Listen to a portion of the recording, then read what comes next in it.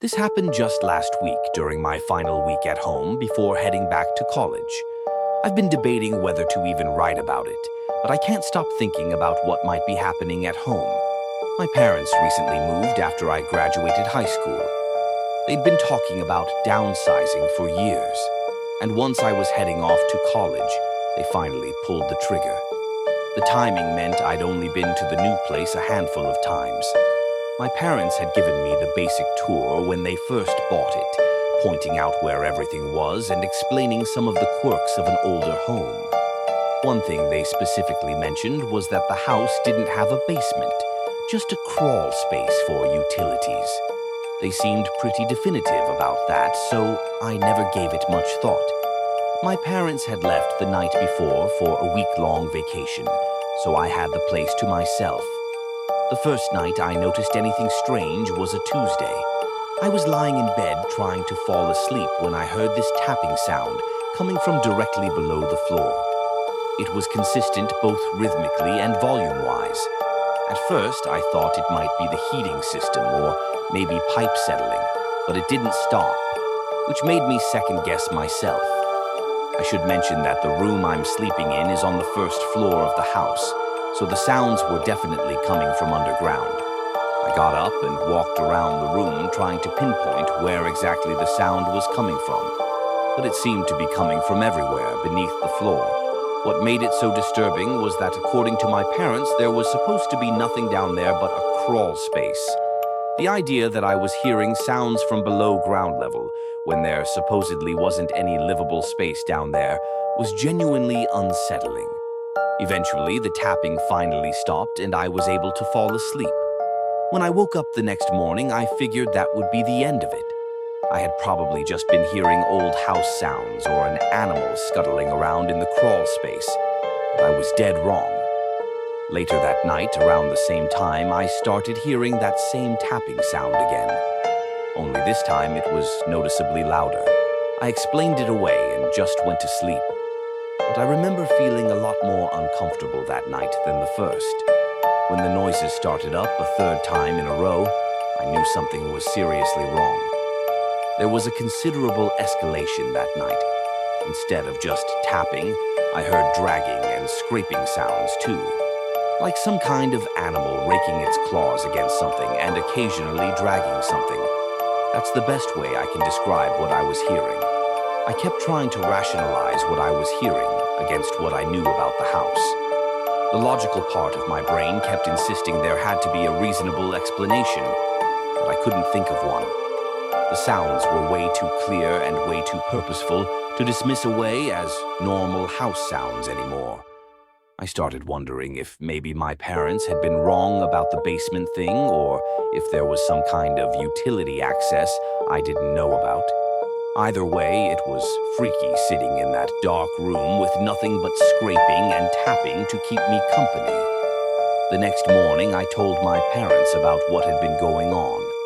My dad immediately told me to check the crawl space for animals, worried that maybe something had gotten in there that shouldn't have. I really didn't want to check down there, but figured I didn't have much of a choice. The crawl space entrance is right under the porch, so I had to get my hands dirty to investigate it properly. And although I was holding my breath the entire time, terrified at what I'd find down there, there was nothing, not even any animals. My dad seemed satisfied with that explanation and told me not to worry about it anymore. But personally, I was unsatisfied and honestly kind of frustrated with the lack of answers. I decided to look for other possible explanations. Maybe there was some kind of external access around the house I'd missed, or evidence of animals getting in somewhere else. As I was walking the perimeter, I noticed a pile of old construction materials leaning against the side of the house.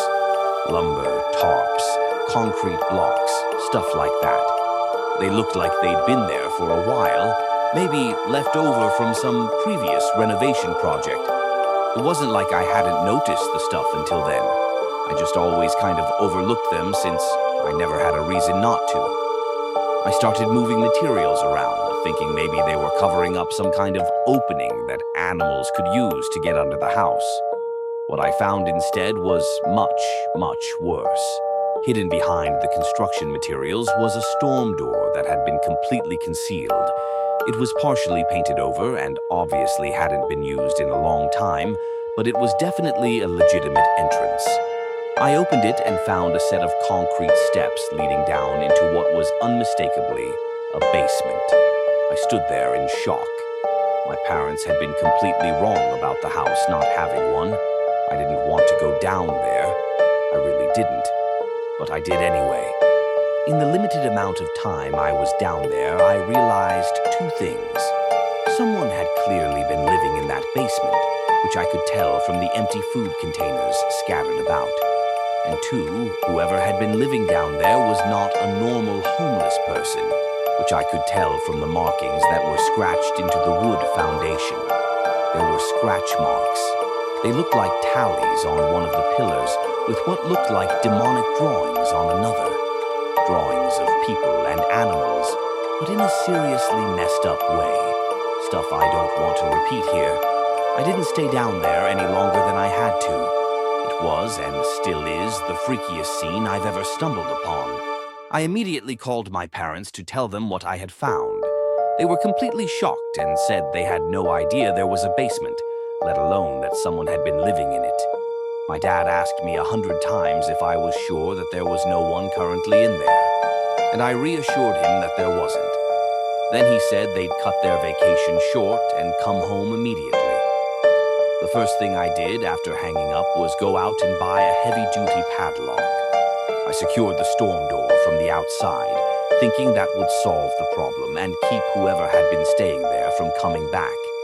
That same night, I was woken up by aggressive banging and rattling coming from outside. I instantly knew what it was. Someone was trying to get back into the basement and was clearly frustrated that the door was now locked. The banging was so loud and violent that I was afraid they might actually break the door down. I remember freezing up as my heart started to race. I couldn't move. The banging stopped and that unfroze me. I crept over to the window and looked out just in time to see a figure sprinting across the backyard into the darkness. I couldn't make out any details about who it was, but seeing them flee made the whole situation feel more real and threatening. The rest of the night was kind of a blur, honestly. Mostly because I was so terrified and shaken up, as much as I hate to admit it. The police did a thorough search of the house, including the basement, but obviously they found nothing. They couldn't do much beyond promising to increase patrol in the area. My parents came home the next day, and they insisted that everything would be fine now that they were back. They said they'd figure out a more permanent solution together and that I shouldn't worry about it anymore. I left for college the following morning as planned, but I was and still am extremely unsettled by the whole experience. It felt wrong to leave my parents there alone, especially since we have zero information about the person who has literally been living in our house for who even knows how long. It's only been a few days since I left, and I've been anxiously waiting to hear from my parents about whether anything else has occurred. So far, nothing has, but that hasn't put me at ease at all. I can't stop thinking about those awful markings I found in the basement, especially those sadistic drawings. I can't even begin to imagine what that person has been doing down there. If I'm being real, I'm really scared that something else is going to happen. I grew up in a small town a few miles from the Montana-Idaho border. I was on the Montana side. Nothing much ever happens out here, and honestly, that's part of why I never left. This happened a really long time ago, before the whole world had a cell phone and was chronically online. To be honest, my area hasn't changed much at all since then, which is part of the reason why what I'm about to tell you is so fresh in my memory. It was the very end of August, one of those final days of summer when you can already feel the seasons turning. That morning, I was driving my usual route to work, just a 2-lane stretch of highway that cuts through farmland and low hills. Around 15 minutes out, I spotted a car pulled off on the shoulder. It was a light blue, older model sedan, and it looked like it had been there for a while. It was just sitting there on the shoulder. No hazards on, no one standing outside, just sitting there, angled slightly toward the ditch. Now listen, I'm no fool, but I am the type of guy to help a person in need. It's just how I was raised. As I got closer, I slowed down a bit to get a better look. The car wasn't running, and I couldn't see anyone inside. No one in the driver's seat, passenger seat, or the back. It was definitely strange, especially that early in the morning, but it wasn't exactly alarming. People break down and walk off for help all the time out here. I figured maybe someone had car trouble and headed off to the nearest farmhouse, so I kept driving. I had to get to work, and it didn't seem like an emergency. In all honesty, I kind of forgot about the whole thing by the time I got off. But as I was driving home, I saw that exact same car again, in the exact same spot. The only difference was that this time the driver's side door was wide open. It hadn't been like that in the morning. I was sure of it. I slowed down again, craning my neck a little as I passed.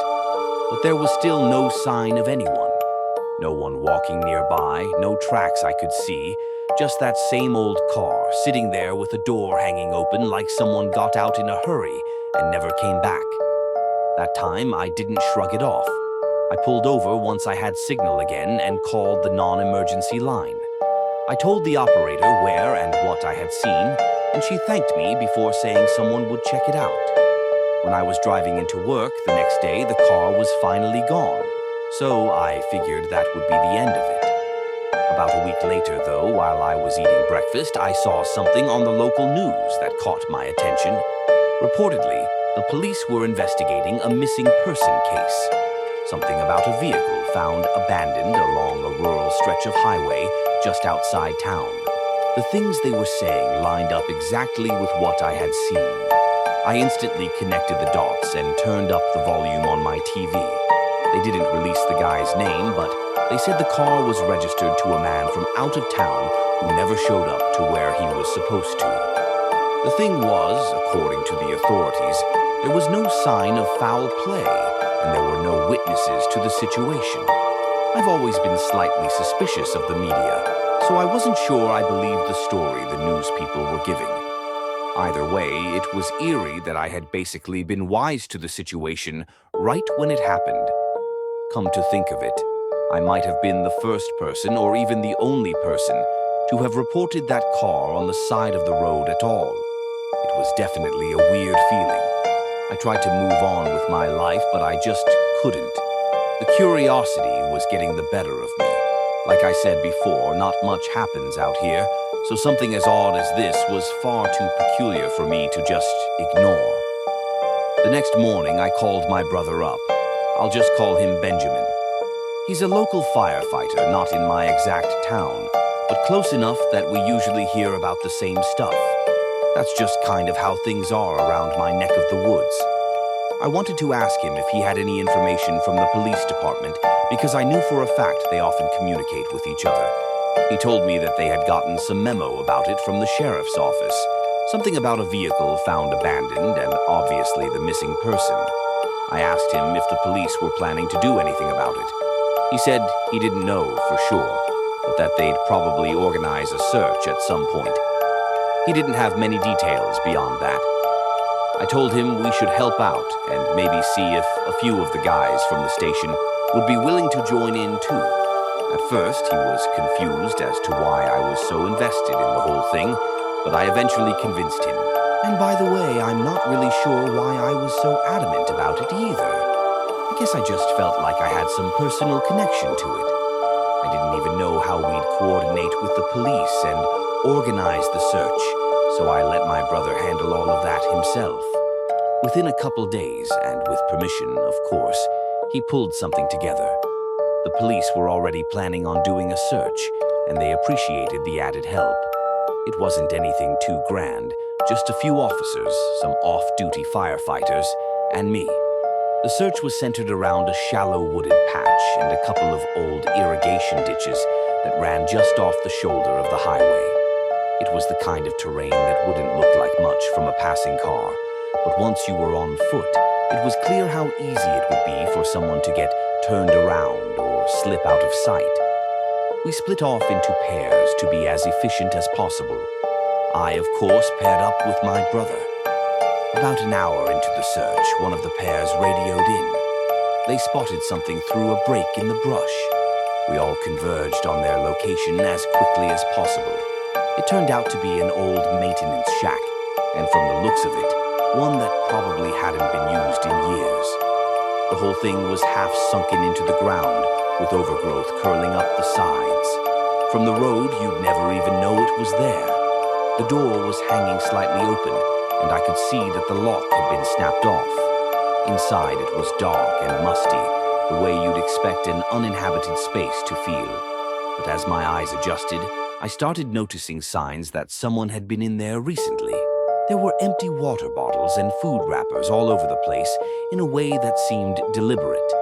The search team spread out to check for additional evidence both inside and around the perimeter of the shack. One of the firefighters said he spotted something by the back wall, so the rest of us went over to check it out. There was a small, clean hole in one of the wooden boards just above floor level. The hole had sharp, splintered edges that looked nothing like the kind of damage you'd expect from weather or rot. It looked exactly like a bullet hole. We searched thoroughly, both inside the shack and around it, looking for a shell casing, a slug, or any signs of blood. But there was nothing. Just that single unexplained hole in the wall that did make sense given the complete lack of other evidence. The officers radioed in the discovery to dispatch, and I could tell from their tone that this had moved beyond a simple missing person case. The lead officer gathered all of us together and said they'd take it from there. Then he specifically asked me to leave since I was the only civilian there. I felt dismissed and frustrated, but I didn't have much choice except to comply. So I left. When I called Benjamin later that evening, he gave me vague responses about what had happened after I left. Eventually, he admitted that the firefighters had also been asked to leave shortly after I departed. The police had basically cleared everyone out and took over the scene entirely. Over the following weeks, I waited for updates. Benjamin's contacts at the department claimed they didn't know any details about the case, which I found strange. The local news never followed up beyond the original missing person report.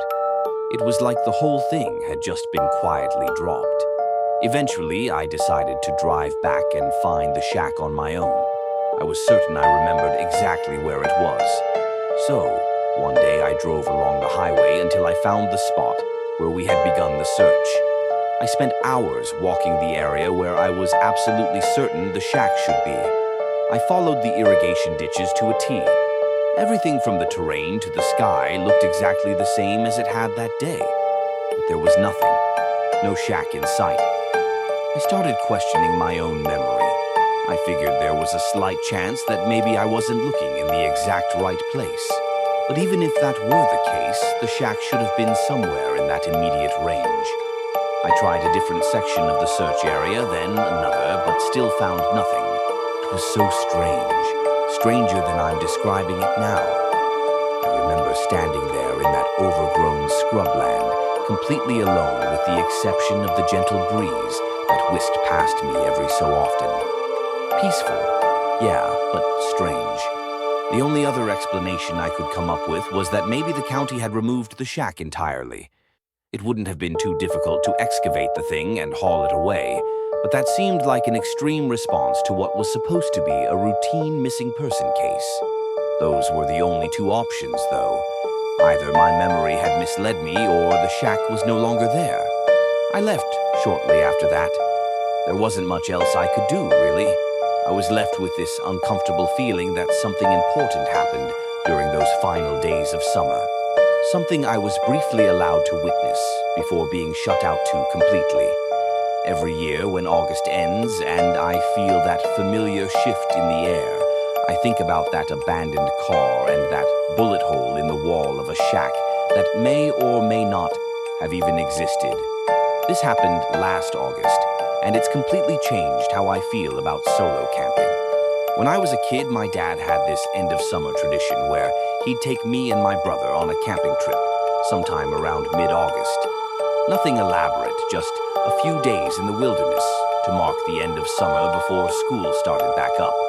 I'm in my late 20s now with a steady girlfriend, and I've moved on with my life in most ways, but that end of summer camping tradition is something I've tried to keep alive. Sometimes I can convince my dad and brother to join me, but usually it's just me going solo because my girlfriend absolutely hates camping. I don't want to drag her somewhere she'll be miserable for 3 days. So I've gotten used to the solitude. For this particular trip, I'd found what looked like a perfect spot on Google Maps. Some random isolated clearing that wasn't a registered campsite or anything official. It was far enough away from any roads or trails that I figured I'd have complete privacy for a few days. I like the idea of actually being alone out there, not surrounded by RVs and families with screaming kids like at the official sites. I downloaded the map so I'd be able to access it without service, something I always make sure to do. The hike-in took maybe 2 hours. I'm in decent shape, but I was carrying all my gear, so I took my time. I hiked until I found a suitable place to pitch my tent. It was pretty much exactly what I'd been hoping for, a nice flat area surrounded by thick pine forest with a little clearing that gave me a good view of the sky. That first night was perfect, honestly. Happened. My face was stinging from the scratches, and my hands were shaking uncontrollably. I could feel blood all over my face, but I wasn't sure if it was mine or his. I considered trying to hike back to my car immediately, but navigating through the woods in pitch-black darkness seemed like an even worse idea than staying put. I only really had one option at that point. Spend the rest of the night sitting in my tent, switchblade in hand, listening to every little sound and expecting the man to come back at any moment. It was the longest night of my life, but I eventually made it to daylight. The second there was enough light to see, I packed up my gear as quietly as possible and hiked back to my car at a significantly faster pace than I had been going on the way in. As soon as I got to my car, I sped out of there without another thought. I thought about calling the police, but what would I even say? Some guy attacked me in the woods where I was camping illegally. They probably would have just told me that's what I get for camping alone in remote spots. So I didn't. The whole drive home, I kept thinking about how close I'd come to something really bad happening. If I hadn't had that knife, or if the guy hadn't run off when I cut him, things could have ended very differently. But that's not even the craziest part. The thing that still makes my head spin is just the fact that he was even there. Like, he obviously wasn't camping, and he obviously wasn't a normal person. That much was clear from the fact that he tracked me down in pitch-black darkness and attacked me. And that scream, it honestly spooks me just thinking about how brutal it was. Definitely human, but twisted in some truly unnatural way. I haven't been solo camping since then, and I'm not sure I ever will again.